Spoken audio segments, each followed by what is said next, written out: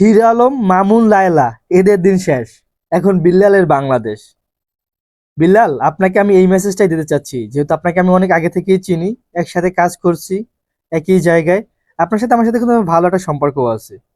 তো তারপর আমি আজকে এই ভিডিওটা আপনার জন্য বানানো, যে এখন যে জায়গায় ঢুকি ভাই, কি রে ভাই, ফেসবুক, টিকটক যে জায়গায় ঢোকেন না কেন, এই এদের এই নোংরামি, এদের এই কাহিনীগুলো এখন সামনে আসতেছে। তো ভাই আপনি কেন মানুষের সাথে আপনি সবার সাথে এরকম কেন লাগতেছেন? আপনার সমস্যা কি? হ্যাঁ, আপনি একটু অতীতের কথা চিন্তা করেন। হয়তো ভালো এখন একটা প্ল্যাটফর্মে আছেন। তো ভাই নিজেকে নিয়ে তো গর্ব করার কিছু নেই। আপনার, আমার মনে হয় যে আপনার কথা এখন অনেক হিংসা আপনার উপরে। আপনার মনে করেন যে আপনার অনেক হিংসা বেড়ে গেছে, আপনার নিজেকে অনেক বেশি কিছু মনে করতেছেন। তো এত বেশি ভাবা ভালো না। আপনি একটু অতীতকে মনে রাখেন, হ্যাঁ। তো ভালো কাজ করতেছিলেন, ওই কাজগুলো কন্টিনিউ করেন, হ্যাঁ। আপনাকে নিয়ে আপনি যখন আহ অনেকে অনেক কিছু বলবে, এগুলো প্রতিবাদ না করে কাজের মাধ্যমে প্রতিবাদ করেন। ভালো দিকগুলো তুলে ধরেন, বুঝছেন? আর হিংসা বাদ দেন।